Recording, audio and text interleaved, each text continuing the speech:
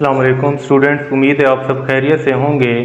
Unit number 17 lecture number 7 है, जिसके अंदर हमारा जो आज का टॉपिक है जो कि बहुत इम्पोर्टेंट टॉपिक है कि light signal through optical fibre. कि आपके पास जो लाइट सिग्नल्स हैं ऑप्टिकल फाइबर में से किस तरीके से ये मूव करते हैं, और उसके बाद हम विजिबल लाइट को ही क्यों यूज़ करते हैं। रेडियो वेव्स भी होती है हमारे पास, डिफरेंट हमारे पास चैनल्स भी हैं, जिस तरह ऑप्टिकल फाइबर भी एक हमारे पास एज अ चैनल के तौर पे यहाँ पे काम कर रही है। तो इनके अंदर हम अभी सारा डिस्कस करेंगे कि किस तरीके से ऑप्टिकल फाइबर के अंदर से हम विजिबल लाइट को यूज़ करते हैं और सिग्नल किस तरीके से ट्रांसफ़र होता है। उसके बाद हम देखेंगे कि हमारे पास जो ऑप्टिकल फाइबर्स हैं वो डिफरेंट टाइप्स के अवेलेबल हैं मार्केट के अंदर, मतलब मल्टी मोडेड भी होती हैं, सिंगल मोड भी होती हैं। इनको हम डिस्क्राइब भी करेंगे कि what is meant by the single mode optical fibre, multi mode optical fibre, इन दोनों के दरमियान डिफरेंसेस क्या हैं, और उसके बाद इनकी जो एप्लीकेशंस हैं उन एप्लीकेशन को भी हम डिस्कस करेंगे। तो स्टूडेंट्स अभी मूव करते हैं हम अपने टॉपिक की तरफ कि हमारा जो आज का टॉपिक है वो है हमारे पास transmission of light signal through the optical fibre के what are the optical fibre. First of all students हम इसको देखते हैं कि इसके अंदर हम विजिबल लाइट को क्यों यूज़ करते हैं। स्टूडेंट याद रखिएगा कि हमारे पास जो विजिबल लाइट है, विजिबल लाइट की जो हमारे पास फ्रीक्वेंसी है वो हायर फ्रीक्वेंसी है एज़ कम्पेयर टू, अगर हम बात करें रेडियो वेव्स की, तो रेडियो वेव की हमारे पास जो फ्रीक्वेंसी है वो कम होती है, जबकि विजिबल लाइट की जो फ्रीक्वेंसी है वो ज़्यादा होती है। इसलिए हम एज अ प्रेफरेंस के तौर पे क्या करते हैं कि विजिबल लाइट को यूज़ करते हैं for the transfer of the information. Secondly यहाँ पे हमने बात की कि यहाँ पे ऑप्टिकल फाइबर, क्योंकि ऑप्टिकल फाइबर स्टूडेंट्स हमारे पास ये as a channel, as a medium के तौर पर एक्ट कर रही है। जिस तरह हमने लास्ट टाइम पढ़ा था कि हमारे पास जिस तरह इलेक्ट्रिकल सिग्नल्स होते हैं वो थ्रू द वायर मूव करते हैं, तो वायर एज अ मीडियम के तौर पे काम कर रही थी, एज अ चैनल के तौर पे काम कर रही थी। तो सेम इसी तरीके से आज जो हमारे पास जो एज अ चैनल या एज अ मीडियम के तौर पे जो काम करेगी वो हमारे पास ऑप्टिकल फाइबर है। तो स्टूडेंट्स ऑप्टिकल फाइबर जो है ये होती क्या है। ऑप्टिकल फाइबर हमारे पास जो है ना ये बंडल ऑफ ग्लास फाइबर्स हैं। क्या है, छोटे छोटे हमारे पास ग्लास फाइबर्स होते हैं जिनका साइज हमारे जिस तरह हेयर हैं इतने साइज के, बहुत ही कहने का मतलब बहुत ही बारीक साइज होता है कि हम कह सकते हैं जिस तरह हमारे जो इंसानी हेयर हैं, ठीक है, इंसान के जो बाल होते हैं उनका जितना साइज है उस तरह की जो है ना डिफरेंट जो हमारे पास मल्टीपल जो हमारे पास क्या होती हैं ये ग्लास फाइबर जो है वो मौजूद होती है, जिनका साइज हमारे इंसानी बाल जिस तरह हैं उनके बराबर होता है। और ये कोई एक नहीं होती है बल्कि ये thousands of the glass fibre मिलके एक ऑप्टिकल फाइबर बनाती हैं। दूसरा स्टूडेंट्स हम इसको यूज़ करने का मकसद ये है कि इसके अंदर हमारे पास जो लाइट एब्जॉर्प्शन होती है ऑप्टिकल फाइबर के अंदर वो बहुत कम होती है एज़ कम्पेयर टू अदर जो हमारे पास चैनल्स हैं। अगर हम कंपेयर करें तो कंपेयर करने से हमें ये पता चलता है कि हमारे पास जो क्या है ऑप्टिकल फाइबर है, ऑप्टिकल फाइबर के अंदर जो हमारे पास लाइट एब्जॉर्प्शन है कि मतलब लाइट जो एब्जॉर्ब होती है वो क्या होती है, बहुत कम है। तो इस वजह से हम क्या करते हैं स्टूडेंट्स ऑप्टिकल फाइबर को यूज़ करते हैं। और ये मोस्टली जितनी भी हमारे पास ये इंफॉर्मेशन सिस्टम है, ठीक है, जो एक ट्रांसफ़र एक से दूसरी जगह जो हमारे पास इंटरनेट प्रोवाइडर्स जो कंपनीज हैं वो भी आजकल ऑप्टिकल फाइबर को ही यूज़ कर रही हैं। तो स्टूडेंट्स अभी हम चलते हैं, ये था हमारे पास इसके इंट्रोडक्शन के हवाले से कि ऑप्टिकल फाइबर क्या होती हैं। तो नेक्स्ट हम देखते हैं कि ऑप्टिकल फाइबर में किस तरीके से हमारे पास जो विजिबल लाइट है, हमारी जो इंफॉर्मेशन है वो क्या होती है इसके अंदर से ट्रांसफ़र होती है।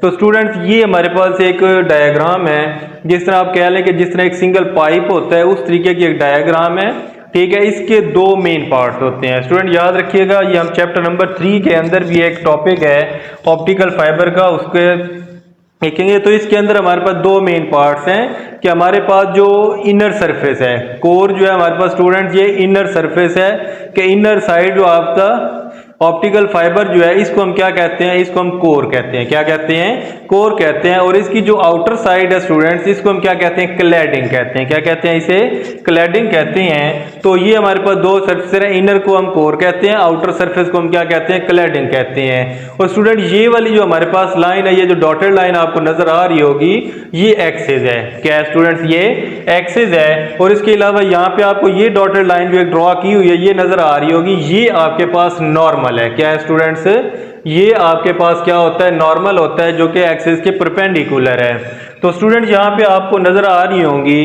कि यहाँ पे डिफरेंट एरोज बने हुए हैं, ठीक है। जहाँ पे दिखे, पहले पे भी मैंने लिखा है लॉस्ट, सेकंड पे भी लॉस्ट है, थर्ड पे भी लॉस्ट है। उसके बाद ये वाली जो आपके पास दो हैं, एक ये वाली हमारे पास एरो है और दूसरा ये वाला, इसके ऊपर देखें मैंने, आपको नजर आ रहा होगा मैंने लॉस्ट नहीं लिखा हुआ, यहाँ पे लॉस्ट नहीं लिखा हुआ। तो बेसिकली स्टूडेंट यहाँ पे क्या होता है कि हमारे पास जो मेन हमारे पास प्रिंसिपल है कि इसके अंदर ऑप्टिकल फाइबर में किस तरीके से ट्रांसफर होती है, वो हमारे पास है टोटल इंटरनल रिफ्लेक्शन। क्या होता है students, total internal reflection. Total internal reflection students एक ऐसा फिनोमिना होता है हमारे पास कि जिसके अंदर हम क्या करते हैं कि अगर हमारे पास एंगल ऑफ इंसिडेंस जो है वो क्रिटिकल एंगल से क्या होता है, ग्रेटर होता है, ठीक है। ये तीन हमने कंडीशन होती हैं कि आपके पास एंगल ऑफ इंसिडेंस जो है अगर वो लेस देन क्रिटिकल एंगल हो जाए, या एंगल ऑफ इंसिडेंस जो है इक्वल टू क्रिटिकल एंगल हो जाए, और angle of incidence greater than critical angle हो जाए, तो फिर हमारे पास क्या होता है, टोटल इंटरनल रिफ्लेक्शन होती है। इस केस में भी हमारे पास टोटल इंटरनल रिफ्लेक्शन नहीं होती, और ये जो सेकंड है कि एंगल ऑफ इंसिडेंस और क्रिटिकल एंगल अगर बराबर हो जाए फिर भी हमारे पास नहीं होती। तो अगर हमारे पास जो एंगल ऑफ इंसिडेंस है कि मतलब जिस एंगल के साथ वो रे जो है हमारे पास लाइट जो है वो एंटर हो रही है, अगर उसका एंगल जो है ना, एंगल उसको हम कहते हैं एंगल ऑफ इंसिडेंस, अगर वो क्रिटिकल एंगल, ये हर एक स्टूडेंट, ये हर एक मटेरियल का क्रिटिकल एंगल डिफरेंट होता है, क्योंकि हम यहाँ पे ग्लास फाइबर यूज कर रहे हैं तो ग्लास का ऑलमोस्ट 42 होता है, 42 डिग्री। तो इसलिए हम यहाँ पे अगर हमारे पास क्रिटिकल एंगल जो है क्या होगा कि अगर वो एंगल ऑफ इंसिडेंस से कम होगा, तो इसका मतलब क्या हुआ कि हमारे पास जो एंगल ऑफ इंसिडेंस है वो क्या होना चाहिए, greater than the critical angle होना चाहिए। तो तब हमारे पास ये जो शो कर रहे हैं ना लॉस, ये रिफ्रैक्शन है। क्या है, रिफ्रैक्शन है, मतलब एक मीडियम से दूसरे मीडियम में लाइट पास हो रही है। जब हमेशा याद रखिएगा, जब भी हमारे पास रिफ्रैक्शन का फिनोमिना होता है स्टूडेंट्स, तो तब हमारे पास जो सिग्नल होता है वो क्या होता है, लॉस होना शुरू हो जाता है, ठीक है। जो हमारे पास सिग्नल है उसकी जो स्ट्रेंथ है वो वीक होना शुरू हो जाती है। तो इसी वजह से क्या है कि यहाँ पे हमारे पास ये जो लॉस लिखा हुआ है कि इसका मतलब है कि हमारे पास रिफ्रैक्शन हो रही है। तो इन तीनों केसेस के अंदर रिफ्रैक्शन हो रही है, रिफ्रैक्शन से हमारे पास सिग्नल लॉस हो रहा है। तो इसीलिए, और इस केस के अंदर हमारे पास जो एंगल ऑफ इंसिडेंस है वो क्रिटिकल एंगल से ग्रेटर नहीं है, वो कम है। तो इसलिए कि हमारे पास जो क्रिटिकल एंगल है यहाँ पे वो ज्यादा है, लेकिन यहाँ पे एंगल ऑफ इंसिडेंस कम है, जिसकी वजह से यहाँ पे टोटल इंटरनल रिफ्लेक्शन नहीं हो रही, रिफ्रैक्शन हो रही है, जिसकी वजह से सिग्नल लॉस हो रहा है। तो इसलिए जो हमारे पास ऑप्टिकल फाइबर है उसके अंदर होता है टोटल इंटरनल रिफ्लेक्शन के। देखें जहाँ पे जब एंगल ऑफ रिफ्लेक्शन जो है, एंगल ऑफ इंसिडेंस जो है वो क्रिटिकल एंगल से बढ़ जाता है, तो तब हमारे पास ये रे जो है ना बाहर नहीं जाती, यहाँ से नहीं जाती, बल्कि वो इसी के अंदर स्टूडेंट्स क्या करती है कि इसी के अंदर ही वो क्या है मूव करते, या जिस तरह ये जा रही है उसके बाद इसके अंदर देखिए अब यहाँ से कोई भी रे, यहाँ से बाहर विजिबल लाइट नहीं जा रही, तो यहाँ पे सिग्नल जो है हमारे पास लॉस नहीं होता, टोटल इंटरनल रिफ्लेक्शन हो जाती है। कि मतलब टोटल की जितनी भी हमारे पास विजिबल लाइट है जो हमने एंटर की in the form of signal, light signal, तो वो क्या करती है उसके अंदर ही मूव करती रहती है। तो ये स्टूडेंट्स होता है इसके अंदर प्रिंसिपल टोटल इंटरनल रिफ्लेक्शन, ठीक है, जिसकी वजह से क्या किया जाता है, इसको हम यूज करते हैं। तो ये हमारे पास था ओवरऑल प्रिंसिपल के किस तरीके से जो लाइट है वो ऑप्टिकल फाइबर के अंदर किस तरीके से मूव करती है। तो इसका फिनोमिना क्या है हमारे पास, टोटल इंटरनल रिफ्लेक्शन इसका मेन प्रिंसिपल है। तो टोटल इंटरनल रिफ्लेक्शन मैंने अभी आपको बताया कि मतलब एक ऐसा फिनोमिना जब angle of incidence critical angle से ग्रेटर हो जाए, तो फिर हमारे पास जो इंसिडेंट रे है वो मीडियम से बाहर नहीं जाती, वो अंदर ही क्या करेगी, इससे टकराएगी, फिर इससे टकराएगी, फिर टकराने के बाद उसी के अंदर ही मूव करती रहेगी। ये मल्टीपल इंटरनल रिफ्लेक्शन जो है वो होती रहती हैं। तो इससे सिग्नल लॉस हमारा कम होता है, सिग्नल वीक नहीं होता। तो स्टूडेंट्स हमारे पास जो ऑप्टिकल फाइबर हैं उसकी डिफरेंट टाइप्स हैं, ठीक है। तो उसके अंदर हमारे पास है सिंगल मोड ऑप्टिकल फाइबर, दूसरी होती है हमारे पास मल्टी मोड।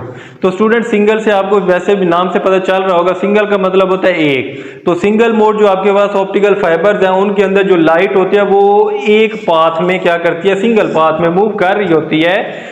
और इसकी जो एप्लीकेशन है वो ये है कि इसको हम लार्ज डिस्टेंसेस तक इंफॉर्मेशन सेंड करने के लिए हम इसको इस्तेमाल करते हैं। दूसरा हमारे पास है मल्टी मोड। मल्टी का मतलब है डिफरेंट, मल्टी का मतलब है डिफरेंट हमारे पास। तो यहाँ पे बेसिकली इसका मल्टी मोड हम इसलिए कहते हैं क्योंकि इसके अंदर जब लाइट मूव करती है तो लाइट का कोई एक पाथ नहीं होता, मल्टीपल पाथ के अंदर क्या कर रही होती है, मूव कर रही होती है। तो स्टूडेंट्स इस वजह से कि लाइट जो है वो मल्टीपल पाथ के अंदर मूव कर रही होती है, इसका नाम क्या रखा गया है, मल्टी मोड। क्या रखा गया है, मल्टी मोड या मल्टी मोडेड ऑप्टिकल फाइबर। तो स्टूडेंट्स इसको हम इसकी एप्लीकेशन कोई ज़्यादा नहीं है, सिंपली हम जो मल्टी मोडेड होती है इसको शॉर्ट डिस्टेंस के लिए हम यूज़ करते हैं। फॉर एग्जांपल जिस तरह कंप्यूटर आपके पास होते हैं साथ साथ ही पड़े होते हैं, उनको कनेक्ट करने के लिए हम क्या करते हैं कि हमारे पास ये जो मल्टी मोडेड ऑप्टिकल फाइबर है हम इसको यूज़ कर लेते हैं। और अगर हम स्टूडेंट्स कंपैरिजन करें इसके अंदर कि आपके पास जो मल्टी मोड है वो 10 टाइम थिकर होती है, क्या होती है, 10 टाइम थिकर होती है as a single moded optical fibre. Let करें कि हमारे पास जो सिंगल मोडेड है, अगर लेट करें हमारे पास वो 1 सेंटीमीटर उसकी थिकनेस है, तो हमारे पास जो मल्टी मोडेड होगी, मल्टी मोडेड की जो थिकनेस होगी वो 10 सेंटीमीटर होगी, मतलब 10 टाइम ग्रेटर होती है as compare to the single moded optical fibre. तो स्टूडेंट्स ये था आज का हमारा टॉपिक जिसके अंदर हमने देखा कि transmission of the light signal through the optical fibre. इसके अंदर आज जो हमने पढ़ा है वो ये पढ़ा है कि हम विजिबल लाइट क्यों यूज करते हैं as compare to the radio wave. उसके बाद हमने देखा कि ऑप्टिकल फाइबर क्या है, ठीक है, ऑप्टिकल फाइबर हम क्यों यूज करते हैं। और उसके बाद हमने इसके अंदर देखा ऑप्टिकल फाइबर जो है उसके अंदर किस तरीके से विजिबल लाइट जो है या लाइट सिग्नल जो है वो मूव करते हैं, किस फिनोमिना के ऊपर ये काम कर रहे होते हैं, वो हमने देखा। उसके बाद हमने स्टूडेंट देखा कि हमारे पास different types of the optical fibre है, ठीक है, जो कि 2 टाइप्स हैं, उनको हमने डिस्कस किया कि हम जो सिंगल मोड है तो उसको सिंगल मोडेड ऑप्टिकल फाइबर क्यों कहते हैं, अगर हमारे पास मल्टी मोड है तो इसको मल्टी मोडेड ऑप्टिकल फाइबर क्यों कहते हैं, और इसकी डेली लाइफ में एप्लीकेशन कौन कौन सी हैं। तो स्टूडेंट ये था आज का हमारा टॉपिक जो कि बहुत इंपॉर्टेंट है बोर्ड पॉइंट ऑफ व्यू के लिहाज से। तो इसके अंदर हमारे पास जिस तरह कोर है, क्लैडिंग है, ये आपसे पूछा जा सकता है कि कोर क्या होती है, क्लैडिंग क्या होती है, एमसीक्यूज में भी आपसे पूछा जा सकता है। तो स्टूडेंट ये था हमारे पास आज का टॉपिक, उम्मीद है आप लोगों को समझ आ गई होगी। Thank you.